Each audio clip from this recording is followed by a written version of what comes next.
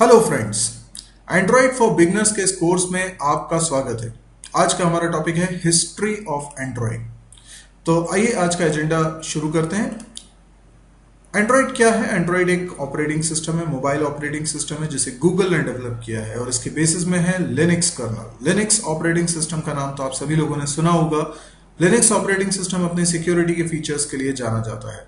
Linux operating system की खूबियों को एंड्रॉयड फोन में शामिल करने के लिए बेसिस में लिनक्स कर्नल का इस्तेमाल किया गया है। ये हालांकि लिनक्स का एक स्पेशल वर्जन है जो कि मोबाइल फोन्स के लिए डिजाइन किया गया है। एंड्रॉयड ऑपरेटिंग सिस्टम डिजाइन किया गया है टच स्क्रीन मोबाइल डिवाइसेस के लिए। तो आइए अभी हम स्टार्ट करते हैं और बात करते हैं हिस्ट्री ऑफ एंड्रॉयड की। बात है अक्टूबर 2003 की, जब एंडी रूबिन्स, रिच माइनर, निक सीयर्स और क्रिस वाइट ने मिलकर एक कंपनी स्टार्ट की थी जिसका नाम रखा था एंड्रॉयड इनकॉर्पोरेशन। ये कंपनी स्टार्ट हुई थी कैलिफोर्निया के पैलो ऑल्टो में। इनिशियली डेवलपर्स का ये इंटेंशन था कि कंपनी एक एडवांस ऑपरेटिंग सिस्टम बनाएगी डिजिटल कैमरास के लिए, लेकिन बाद में उन्हें ये रियलाइज हुआ कि डिजिटल कैमरा का मार्केट उतना बड़ा नहीं है। इसलिए कुछ 5 महीने के बाद ही उन्होंने अपने गोल को थोड़ा सा डाइवर्ट किया और मोबाइल ऑपरेटिंग सिस्टम बनाने के बारे में विचार किया।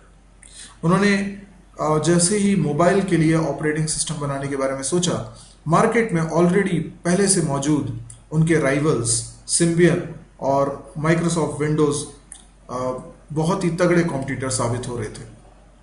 तो उस दौर में एंडी रूबिन्स को काफ़ी दिक्कत का सामना करना पड़ा होगा।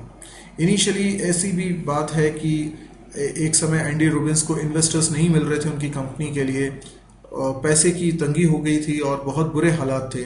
उस समय एंडी रूबिन्स के एक मित्र ने उन्हें $10,000 का सपोर्ट किया था और इसके बदले में कोई भी स्टैक कंपनी में लेने से इनकार किया था। तो एंडी रूबिन्स को इनिशियली उनसे मदद मिली और उसके बाद फिर धीरे से उन्होंने इन्वेस्टर्स को भी कन्विंस किया और धीरे धीरे करके कंपनी को इन्वेस्टमेंट मिले और इन्होंने अपना रिसर्च वर्क आगे बढ़ाया।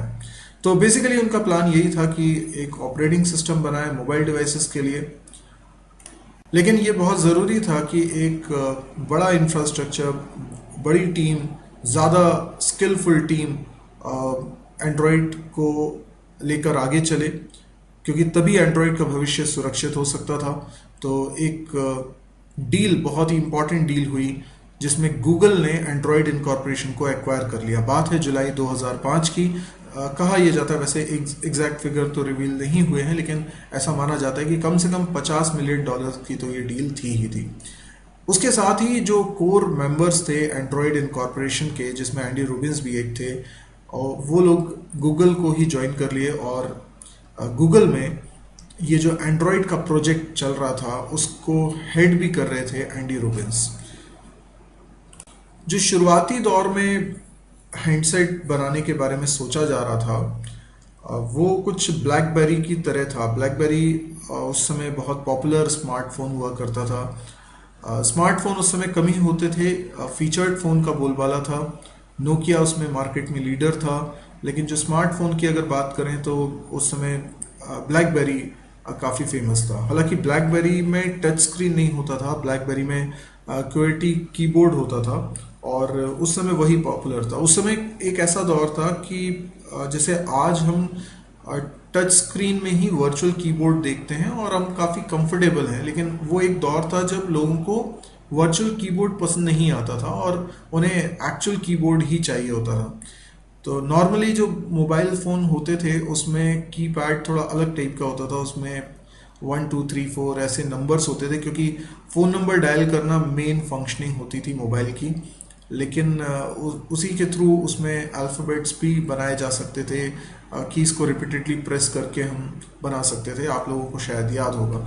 लेकिन बाद में सोचा गया कि क्यों ना एक कंप्लीट कीबोर्ड हो, जैसे हमारे लैपटॉप या कंप्यूटर में होता है, जिसमें हर एक अल्फ़ाबेट के लिए एक अलग की होती है, तो उसको बोलते हैं QWERTY कीबोर्ड, और वो वाला कीबोर्ड ब्लैकबेरी ने प्रोवाइड किया। तो ये उस समय एक बहुत नया इन्वेंशन था और होता यह था कि लोगों को ये वर्चुअल कीबोर्ड उस समय समझ में नहीं आता था, जो एक्चुअल कीबोर्ड था वही उन्हें चाहिए था।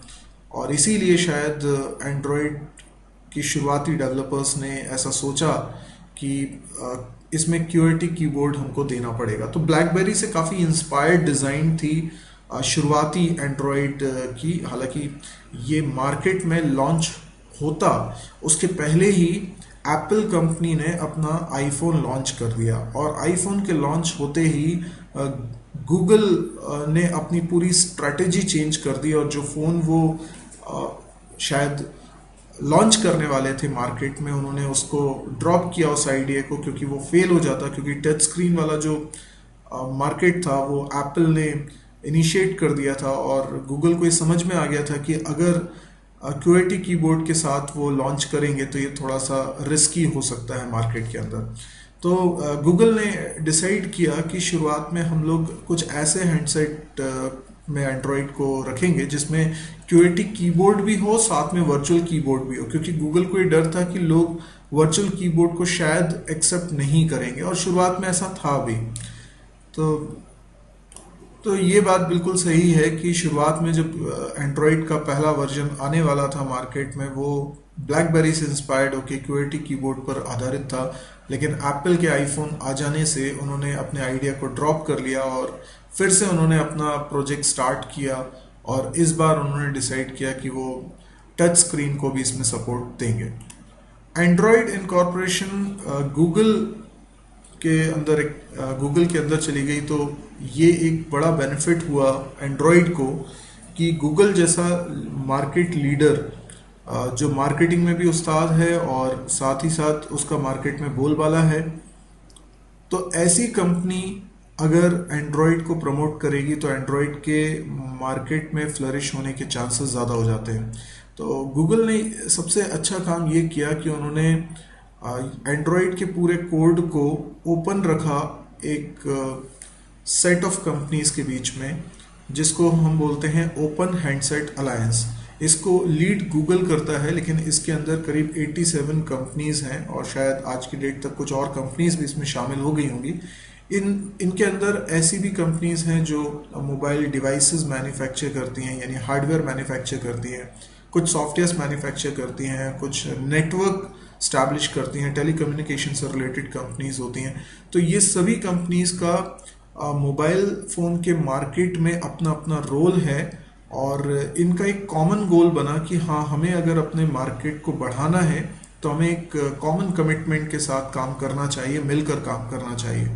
और इस अलायंस में सैमसंग कंपनी है, LG कंपनी है, वेराइजन कंपनी है, या इंटेल कंपनी है, और भी बड़ी बड़ी जानी मानी कंपनी है, लेकिन नोकिया इसमें शामिल नहीं था। इसलिए नोकिया एंड्रॉयड फ़ोन नहीं बना पा रहा था, क्योंकि जो एंड्रॉयड का ओपन कोड है, जो कोड है, सोर्स कोड है, वो यूज़ करने की परमिशन इस ओपन हैंडसेट अलायंस को ही थी। तो बेसिकली ये ओपन हैंडसेट अलायंस में इतनी सारी लीडिंग कंपनीज थी कि एंड्रॉयड को प्रमोट करने में इन सब का इंटरेस्ट था। तो गूगल ने ये बहुत अच्छा कदम उठाया, क्योंकि एक शायद अकेली कंपनी मार्केट में ऑलरेडी पहले से मौजूद लीडर्स को बिल्कुल उनके साथ फाइट नहीं कर सकती थी। लेकिन जब इतनी सारी कंपनीज का इंटरेस्ट इसमें आ गया, तो ये बहुत आसान हो गया गूगल के लिए कि एंड्रॉयड को मार्केट में पॉपुलर बनाए। तो ये वो कंपनीज हैं जिनके लोगोज आप देख सकते हैं, जो इस ओपन हैंडसेट अलायंस का हिस्सा हैं। आप इसमें कुछ कंपनीज के नाम बहुत अच्छे से पहचान पा रहे होंगे। जो पहला एंड्रॉयड फ़ोन आया वो HTC ड्रीम के नाम से लॉन्च हुआ। HTC मार्केट में आज भी बहुत पॉपुलर मैन्युफैक्चरर या मार्केटिंग करने वाली कंपनी है। ये पहला कमर्शियल अवेलेबल स्मार्टफोन था। आप सोच सकते हैं कि एंड्रॉयड कंपनी को परचेज कर लिया गूगल ने, उसके काफ़ी बाद में पहला वर्जन मार्केट में कमर्शियली लॉन्च हुआ। कुछ जगह पर इसी मोबाइल को T-Mobile जीवन नाम से भी पहचानते हैं, हालांकि इसको डिसकंटिन्यू कर दिया गया है 2010 में। आप जैसे कि इस इमेज में देख सकते हैं कि इसमें एक टच स्क्रीन भी दिखाई दे रही है और साथ में एक QWERTY कीबोर्ड भी दिखाई दे रहा है। तो ये फ़ोन का जो हिस्सा है ये स्लाइड होके ओपन हो जाता है, तो कीबोर्ड वैसे छुपा रहता है, लेकिन जब इस फ़ोन को स्लाइड कर देते हैं तो ये कीबोर्ड यहाँ पर दिखने लगता है। तो लोगों को क्योंकि फिज़िकल कीबोर्ड की आदत है, टच स्क्रीन अभी नया आया है तो उन्हें मार्केट में फेलियर नहीं झेलना था, इसलिए गूगल वालों ने ये स्ट्रेटजी अपनाई और HTC ड्रीम में एंड्रॉयड का सपोर्ट पहली बार दिया गया। ये बात है 2008 की, सितंबर 2008 की। इसके बाद हालांकि इसको क्रिटिक्स ने बहुत ज़्यादा ब्लेम भी करा कि इसमें कई सारी कमियां हैं, कुछ बेसिक फंक्शनैलिटीज़ की कमी है, लेकिन कई लोगों ने इसको सराहा भी क्योंकि ये अपने आप में इनोवेटिव था और इसमें फ्यूचर में काफ़ी पोटेंशियल था। गूगल की सर्विसेज के साथ इसका बहुत अच्छा क्योंकि गूगल ओपन हैंडसेट अलायंस को लीड कर रही थी तो ये ऑब्वियस भी था कि गूगल की चीज़ें, कुछ सर्विसेज थी जो इसमें बहुत अच्छे से मर्ज थी और उनको यूज़ किया जा सकता था। तो कई मायनों में ये देखा जाए कि जो दूरदर्शी लोग थे उन लोगों ने इसको काफ़ी सराहा और उन्हें लगा कि हाँ इसमें काफ़ी पोटेंशियल है। हालांकि बहुत लोगों ने इसको पसंद नहीं करा और बहुत ज़्यादा यूज़ में नहीं आया, लेकिन गूगल अपने काम में रुका नहीं, उसने लगातार काम करते रहे और एंड्रॉयड के वर्जन दर वर्जन इम्प्रूव करते गए। एंड्रॉयड में जो कमियां उन्हें लगती गई वो बग्स को फिक्स करते गए, उसमें नई नई फीचर्स को ऐड करते गए। और क्योंकि मार्केट में बहुत ज़बरदस्त कंपटीशन था इस बात को लेके, तो शुरुआत के सालों में तो एंड्रॉयड के एक से ज़्यादा वर्जन एक ही साल में लॉन्च हो जाते थे। यानी जैसे सितंबर में एक वर्जन आया है तो अक्टूबर नवंबर में दूसरा वर्जन आ गया। मैं जानता हूँ अब आप वर्जन्स के बारे में जानना चाहते हैं, तो यस डेफिनेटली हम वर्जन्स की भी बात करेंगे अपने अगले वीडियो में।